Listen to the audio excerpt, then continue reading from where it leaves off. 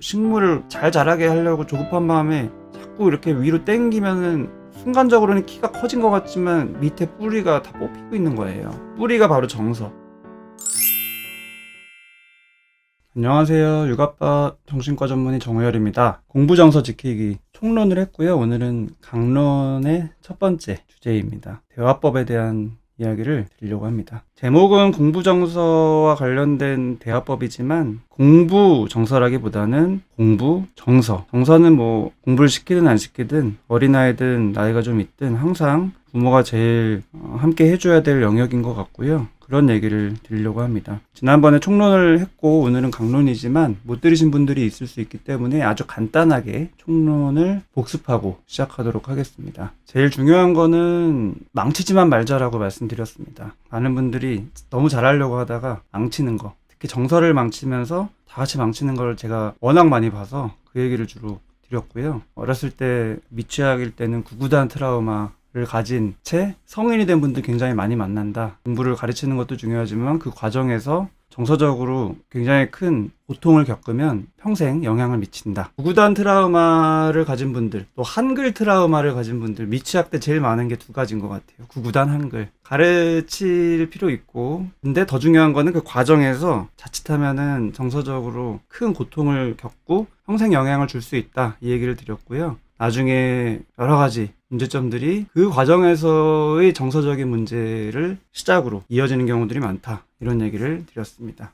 공부를 떠나서 그 전에 먼저 아이를 먹이고 재우고가 제일 중요해서 거기서부터 훈육이 들어가고 하는데 습관을 이제 잘 마련해 주는 거 중요하지만 너무 이제 표면적인 행동 자체에만 집착하고 이면의 마음을 헤아리지 않을 때 문제가 또 나타나고, 크게 나누면은 사람의 본능, 자연스러운 본능, 너무 중요한 거 두 가지와 관련된 고통들이 정서적으로 또 계속 반복될 수 있다. 주의해야 된다. 이런 얘기 드렸고요. 독립의 욕구, 자유의 욕구가 있고 또 한편으로는 친밀감의 욕구, 의존의 욕구가 있지만 이건 상반되고, 훈육을 시키든 습관을 형성하든 공부를 시키든 내가 좀 효과적으로 하기 위해서 자칫하면은 아이의 이 본능을 억압하는, 그래서 굉장히 고통을 야기해서 효과적으로 행동을 교정하려는 유혹이 부모로서 너무 많이 들고, 자기의 자율성을 훼손시키면 수치심이 많이 동반되고, 또 의존 욕구를 많이 훼손시키면 이제 혼자 되는 느낌, 버림받는 느낌, 공포가 찾아오고, 이 두 가지를 굉장히 많이 악용하게 된다. 이런 얘기를 드렸습니다. 나중에 이제 자기주도 학습을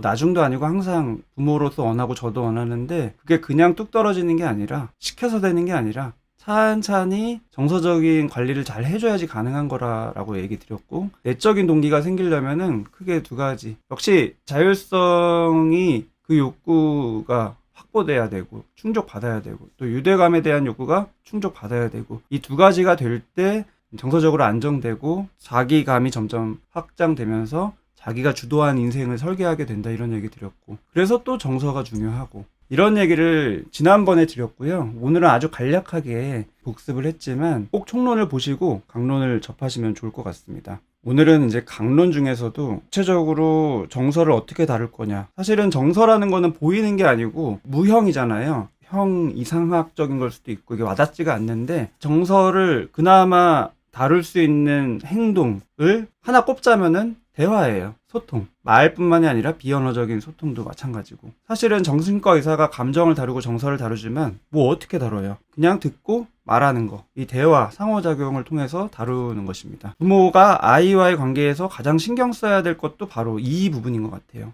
대화법 그런 책들도 많고, 이제 내용은 좋은데 제가 아쉬운 거는 그 근본적인 대화의 가장 큰 원칙, 대원칙, 왜 대화가 중요하고 어떤 마음으로 대화를 해야 되는지에 대한 거를 좀 이해하기 쉽지가 않은 분들인 것 같아요. 그래서 그 얘기를 먼저 드리려고 합니다. 교육의 대원칙. 딱 두 개를 구분해야 된다. 우리가 항상 고민되는 거는 아이가 점점 자라면서 내 말을 안 듣고 문제 행동을 하는데 내 마음에 들지 않는데, 이거를 냅둘 거냐 받아들일 거냐. 냅두자니 버릇없는 아이 될 것 같고, 또 너무 이렇게 통제하자니 또 너무 강압적이 될 것 같고, 어떻게 해야 되냐. 이 고민을 정말 많이 하는데요. 공부시킬 때도 마찬가지죠. 숙제할 때도 마찬가지고. 근데 제일 중요한 원칙이 있어요. 어떤 순간에도 딱 나눠서 내가 100% 받아줄 게 있고, 내 가치관이나 여러 가지 이유로 적절히 조절해주고 통제해야 될 게 있고. 뭘로 구분하냐? 우선은 내가 고민하지 말고 다 받아줘야 될 게 있어요. 그게 바로 마음이에요. 마음. 아이의 마음. 그 마음 안에는 정서도 포함되고 뭐 감정, 그다음에 아이의 생각, 그다음에 뭐 생각의 연장선상에서 아이의 어떤 욕구나 의도 이런 것까지 다 100% 받아줘도 됩니다. 근데 거기서부터 걸려요. 내가 이거를 받아줬다가는 아이가 버릇없어지지 않을까?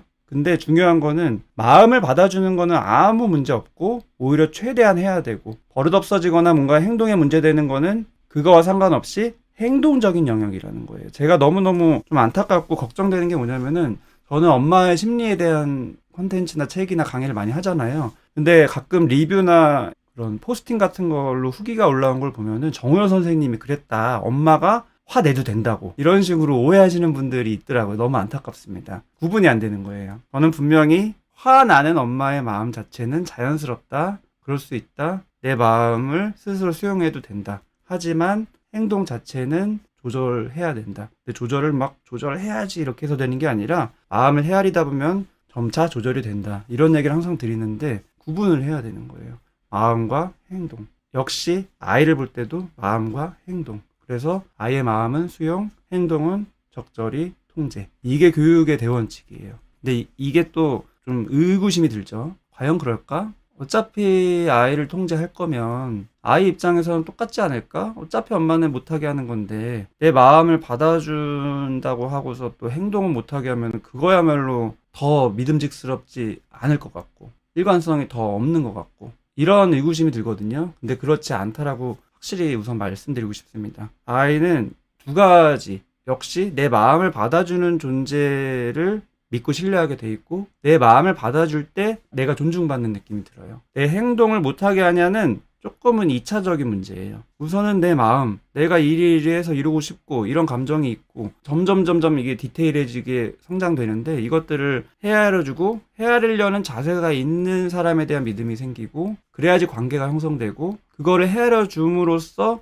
스스로 정서가 존중받고 그런 느낌이 있어야지 정서가 조절돼요. 별개로 행동은 부모의 가치관에 따라 여러 가지 상황에 따라 통제하면 되고 꼭 구분해야 된다, 이런 얘기를 드리고 싶습니다.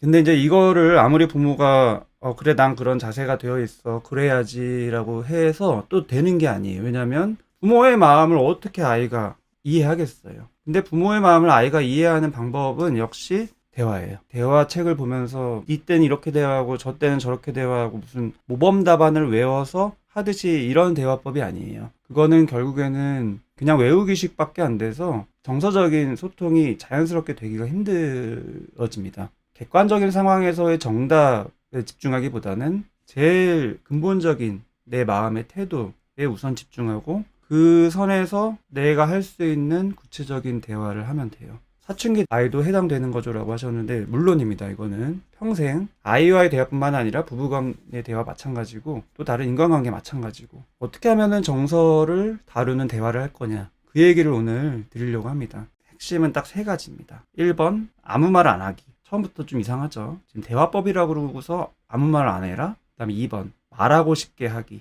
아이가 부모한테 말을 하고 싶게 해야 된다. 나도 그렇게 하고 싶은데 어떻게 해야 될지 모르겠어요. 네, 그 얘기를 드리려고 하고요. 3번째로는 결론을 내지 않기. 결론을 안 낸다고? 그럼 대화 왜 하는 거야? 이런 의구심이 다 드실 텐데 하나씩 말씀드리려고 합니다. 우선은 대화의 목적이 뭐냐. 아까 말씀드렸지만 대화를 왜 할까? 부모가 아이를 똑바로 잘 자라게 하기 위해서 대화를 하는 걸까요? 아이한테 뭔가를 가르치기 위해서, 바람직한 행동을 이끌기 위해서 대화를 하는 걸까요? 뭔가 결과물을 잘 만들기 위해서 또는 문제를 해결하기 위해서 대화를 하는 걸까요? 그거는 부수적인 목적이고 진짜 근본적인 목적은 아니에요. 우리 가족, 부모와 자식 간의 대화는 직장에서나 어떤 업무 할 때의 대화랑은 전혀 달라야 돼요. 커뮤니케이션이 목적이 달라요. 보통은 업무에서는 상대방을 설득하기 위해서, 내가 상대방과 뭔가 다를 때 설득해서 상대방을 끌고 오기 위한 대화를 하죠. 그 다음에 뭔가 사실 여부가 다를 때 그 팩트를 체크하기 위한, 감별을 하기 위한 감정사 역할을 하는 팩트 체크를 하고, 문제가 있을 때는 또 그걸 해결하기 위한 회의, 이런 대화를 하고, 또 문제가 생겼을 때 또 감정적으로 그거를 이제 해결하기 위한 화해의 대화를 하고. 근데 이런 거는 다 업무적인 대화다. 부모와 자식 간의 핵심은 아니다라는 얘기를 우선 드리려고 하고요. 그럼 대화 왜 해요? 소통하기 위해서도 맞는 말인데 소통을 왜 해요? 대화의 목적은 바로 일 처리가 아니고요. 부모와 자식 간의 대화의 목적은 부부 간에도 마찬가지고 대화의 목적은 관계를 잘 형성하기 위해서예요. 정서적으로 안정된 관계, 돈독한 관계, 믿을 수 있는 관계, 신뢰감을 주는 관계, 사랑을 주고받는 관계, 유대감을 충분히 느끼는 관계. 아까 말씀드린 두 가지 사람의 욕구를 충족시키기 위해서예요. 관계적으로 잘 맺어서 유대감을 잘 경험하고 친밀감, 사랑을 경험하기 위해서. 또한 개인으로서의 나를 이 관계를 통해서 존중받고 인정받는 경험을 하기 위해서 대화를 하는 거고요. 부모와 자식 간의 대화를 하는 거 역시 아이한테 그거를 제공해 주기 위해서 대화를 하는 거예요. 그게 제일 중요한 대화의 목적이고, 대화라는 것도 어떻게 보면 수단이죠. 결국에는 정서적으로 그런 부분들을 잘 소통하기 위해서 매개체로 대화를 하는 거죠. 근데 대화라는 거는 흔히들 오해를 하세요. 제가 최근에 공부정서 관련된 거를 이제 올리면은 많은 분들이 이렇게 댓글이나 이런 걸로 내가 지금 이런 상황에서는 어떻게 말해야 될지 모르겠다. 또는 지금 아이가 숙제를 안 하려고 하면은 나는 이렇게 말하고 있는데 이 말이 맞는지 모르겠다. 이렇게 하면 되나요? 이런 식의 질문이죠. 근데 우선은 고정관념이 있는 거예요. 대화는 크게 나누면 말하기 듣기죠. 말하기 듣기. 근데 뭐가 더 중요할까? 당연히 듣기입니다. 저도 예전에 이제 정신과 의사를 처음 할 때는 좀 의외였어요. 정신과 의사는 조언을 잘 해주고 또는 위로의 멘트를 잘 해서 그 정서를 감정을 회복하는 데 도움을 주는 역할을 해야 되니까 말빨이 중요하겠구나 이런 생각을 많이 했거든요. 근데 전혀 그렇지 않아요. 반대로 이 귓발이 엄청 중요합니다. 잘 들어야 돼요. 보통은 이제 수술하는 의사들은 손 다치면 안 된다 이런 얘기 많이 하죠. 정신과에서는 입 다치면 안 된다 이런 오해를 하는데 아니에요. 귀를 다치면 안 돼요. 귀가 너무 중요합니다. 잘 들어야 돼요. 못 들으면 아무것도 못 해요. 말은 굳이 안 해도 돼요. 내가 정말 잘 듣고만 있으면 이 표정이나 여러 가지 자세, 태도로 상대방의 말을 내가 경청하고 있고 상대방을 존중하고 있고 그 정서를 내가 같이 함께하고 있음을 상대방이 느낄 수 있어요. 이거는 꾸며서 되는 게 아니라 굉장히 진정성이 있게 소통이 됩니다. 그래서 아까 1번으로 말씀드린 게 아무 말 안 하기. 우선은 말하고 듣기가 대화인데 듣기가 중요하면은 잘 들어야지 이것도 중요하지만 잘 듣지 못하는 굉장히 중요한 이유가 내가 자꾸 말하려고 해서예요. 특히 부모가 되면은 이런 마음이 더 커집니다. 부모의 역할은 아이를 잘 교육해야 되고 훈육해야 되고 이런 압박감, 아이의 버릇을 잘 들여야 되고 가정교육 잘 받았다는 소리 들어야 되고 최소한 가정교육 못 받아서 이렇다는 얘기는 안 들어야 되고 이런 불안이 크기 때문에 내가 한마디라도 좀 뭔가 아이한테 도움이 되고자 긍정적인 영향을 미치고자 말을 잘 하고 싶어집니다. 그래서 책도 보고 말 잘하는 부모를 굉장히 부러워하고, 근데 중요한 거는 어떻게 말을 잘할까 이게 아니라 어떻게 말을 잘 들을까라고 지금 얘기 드리는 거예요. 어떻게 말을 들을 수 있을까? 아무 말 안 하는 게 우선 굉장히 중요합니다. 아이랑 얘기하다 보면은 아이보다 내가 훨씬 경험이 많고 아이가 지금 말하는 게 무슨 상황인지 알겠고 나도 다 경험해 봤고 하기 때문에 말로 이렇게 해주고 싶어요. 그거는 아이를 강압적으로 대하기 위해서가 아니라 아이를 사랑하니까 그러고 싶은 거거든요. 근데 그 목적은 그렇다 해도 그 방법이 아이 입장에서는 그렇게 와닿지가 않아요. 요즘 말로 꼰대예요, 꼰대. 근데 아이의 입장에서는 이제 말을 듣다 보면 어떤 과정이 일어나냐면은 부모가 아이한테 하는 말이 제일 아이들이 듣기 싫은 말이 잔소리잖아요. 왜 잔소리일까요? 내가 아이한테 자꾸 말하는 이유는 내가 했던 실수를 아이한테 반복하지 않게 하려는 불안이 큰 것 같다. 너무 중요한 말이죠. 부모는 경험치가 있고 시행착오를 했기 때문에 내가 사랑하는 자식은 시행착오 안 하길 바라는 마음. 그 마음 자체는 소중한 마음이지만 그런 행동 자체는 아이의 입장에서는 오히려 독이 되는 경우가 많은 것 같아요. 우선은 그런 말 자체가 잔소리가 된다는 독이 있고 또 한 가지는 너무 시행착오를 안 하는 것 역시도 아이가 독립적으로 자기 주도적으로 문제를 해결하는 데 방해가 된다는 측면이 있고 우선은 첫 번째 그 잔소리라는 게 왜 문제가 되는지를 말씀드리려고 하는데 제일 위에 이제 비난이라고 써 있죠. 처음에는 아이의 행동 자체를 문제시 삼아요. 아이가 하는 행동, 어렸을 땐 때를 쓰건 나중에 좀 크면서 친구 사이에서 문제 행동을 하든 또는 점점 해야 될 역할, 공부, 숙제 이런 거를 안 하는 행동이든 친구랑 싸우는 행동이든 뭔가 바람직하지 않은 쪽을 발견했었을 때 부모로서 우선은 그거를 교정하고 싶어요. 근데 이런 행동을 교정하는 말은 쉽게 비난으로 가게 됩니다. 왜냐하면 그 상태에서 내 감정은 불안하니까. 또 그럴까봐. 점점 이럴까봐. 이러다가 나중에 어떻게 될까봐. 그래서 수위가 점점 세져요. 잔소리의 수위가. 그래서 비난을 하게 돼요. 그 행동에 대한 비난. 왜 숙제 안 해? 왜 친구랑 싸워? 또는 행동 같은 습관. 왜 옷을 아무 데나 놔? 이런 거. 다 마찬가지. 잔소리죠. 방 정리 왜 안 해? 그러면 아이 입장에서는 우선은 자기도 다 알아요. 한두 번 들은 소리가 아니기 때문에. 그래야지 된다? 그게 좋다? 그걸 안 하면 잔소리가 올 거다. 엄마가 싫어할 거다. 아는데 잘 안 돼요. 당연해요. 우리도 뭐 아는 만큼 다 하나요? 굉장히 많은 시간이 필요한 과정인데 부모는 얘가 이 행동을 안 하는 이유는 내가 말을 제대로 안 해서, 확실하게 전달 안 해서, 또는 얘가 내 말을 대충 들어서, 또는 얘가 뭔가가 문제가 있어서 라고 자꾸 생각이 불안해지기 때문에 그런 식으로 가고, 그래서 자꾸 잔소리를 하면 아이 입장에서는 아는데도 자꾸 비난의 목소리가 들리면 우선은 감정이 상해요. 정서적으로 공격받는 느낌을 들어요. 나를 공격하는 느낌은 굉장히 이 유대감에도 손상받는 느낌을 들고, 나를 있는 그대로 존중받지 않는 느낌. 그래서 두 가지 욕구 다 훼손돼요. 독립의 욕구, 유대감의 욕구. 그래서 우선은 나도 모르게 방어를 합니다. 핑계를 대고, 아니 그게 아니라 지금 하려고 그랬고 꼭 하려고 그러면 그런다. 또는 뭐 내가 지금 딴 거 지금 중요한 게 있어서 그런 거다. 또는 지금 하고 있는데 잘 알지도 못하면서 오해한다. 이런 식으로 이제 방어를 합니다. 그러면은 엄마 입장에서는 그렇구나가 안 돼요. 내가 한 말을 안 듣는구나. 나를 무시하는구나. 그러면 나중에 더 문제가 생기겠구나. 이런 식으로 더 불안해지죠. 그러면 어떻게 해야 될까요? 처음에는 이제 비난으로 했다가 안 되면 그 다음 단계를 갑니다. 경멸. 비난과 경멸은 한 끗 차이지만 되게 중요한 차이가 뭐냐면은 내가 그 행동 자체에 대한 지적을 하는 게 아니라 그냥 됨됨이, 성격, 인격 자체에 대한 지적을 하는 거예요. 왜 게을러 빠졌냐. 이런 식으로. 왜 아무 생각이 없냐. 그런 정신 상태로 나중에 뭐가 되려고 하냐. 이런 거 다 행동에 대한 비난, 지적이 아니라 사람 자체에 대한 경멸이에요.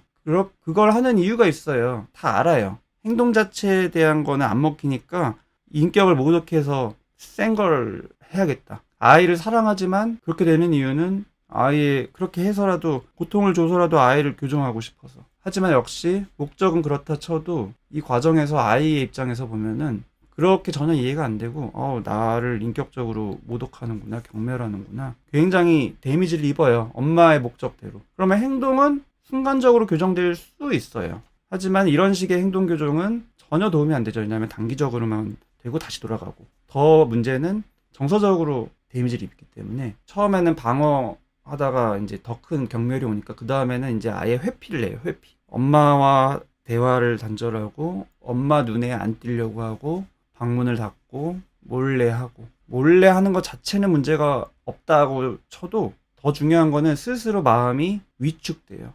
나 이러면 안 되는데 이런. 그러면은 뭘 해도 안 좋아요. 놀고 있어도 뭐 게임을 해도 마음이 불편해요. 그래서 제대로 놀지도 않고 스트레스 받으면서 놀아요. 몰래 조마조마.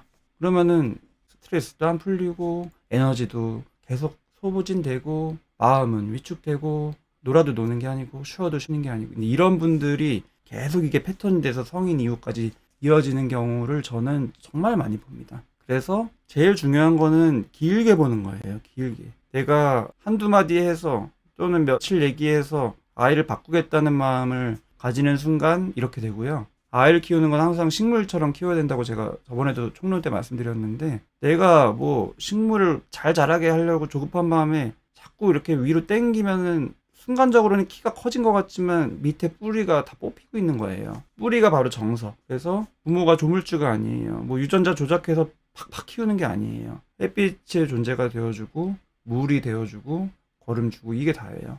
아이가 알아서 자기의 역량껏 자라는 거. 그래서 길게 보고, 내가 말을 해준다고 해서 바로 되지 않는다. 그러면 계속 말해야 되냐? 물론 말하는 것도 중요하지만 지금 얘기하는 거는 안 하는 게 진짜 중요하다. 말을 안 하는 거. 아이가 조금만 커도 몰라서 안 하는 게 거의 없어요. 뭐 초등학교 이상 키우는 분들은 다 아실 거예요. 유치원도 마찬가지. 이미 내가 부모로서 말하지 않아도 아이가 뭐 어린이집에서, 유치원에서 또는 친구를 통해서 여러 가지 매체를 통해서 다 듣고 배우는 게 엄청 많아요. 말하는 게 그렇게 중요한 게 아니라는 거예요. 이미 아이가 7살인데도 다 아는 거예요. 같은 말을 자꾸 하니까 아이가 알겠다고, 같은 말 여러 번 하지 말아달라고, 그래서 횟수를 줄이고 있고 입을 다물려고 노력 중이다. 한 번에 잘 듣진 않지만 언젠가 하겠지라고 믿어보는 중이다. 네, 그 태도가 되게 중요하지만 쉽지 않고, 아이의 입장에서 부모를 보면 이 사진처럼 그냥 귀를 닫고 있는 것처럼 보일 때가 많아요. 꼰대, 우리가 맨날 꼰대꼰대 거리면서 부모가 되면서 꼰대가 되는 게 진짜 많습니다. 아이의 입장에서는. 내가 아무 말 안 했을 때, 그냥 듣기만 했었을 때, 물론 불안하지만, 이러다가 아이가 더 이상해질까봐 걱정되지만, 효과가 뭐냐면은, 이게 반복되면 아이의 마음속에서는 스멀스멀 올라와요. 내가 무슨 말을 해도, 무슨 핑계를 대도, 또 어떤 문제 행동을 해도, 무슨 변명을 해도, 무슨 때를 써도, 말도 안 되는 응석을 부려도, 무슨 짜증을 내도, 우선은 엄마는 듣는구나. 이 마음이 진짜 중요해요. 근데 보통 반대로 가죠. 엄마는 귀 닫고 있구나. 내가 무슨 말을 해도 내 말은 안 믿는구나. 들으려고 하질 않는구나. 듣고 싶은 말만 듣는구나. 이 마음이 아이 마음속에 생기는 게 관계를 형성하는 데 있어서, 또 정서적인 안정감을 가지는 데 있어서 진짜 중요합니다. 이게 돼야지 안심이 되고요. 마음이 차분해져요. 이게 안 되면 불안합니다. 항상 긴장되고 마음은 항상 위축되고, 그래서 아무 말 안 하는 게 제일 중요하다. 이런 얘기 지금까지 계속 드렸고요. 근데 이제 문제가 있어요. 알겠다. 그래서 내가 아무 말 안 해봤는데, 내가 아무 말 안 하니까 아이도 말 안 하는데 어떡하냐. 나는 아무 말 안 하고 열심히 듣고 싶은데 아이가 말을 안 하면 어떡하냐. 아이가 말을 왜 안 할까요? 뭐 성격 차이가 물론 있지만 다 이유가 있습니다.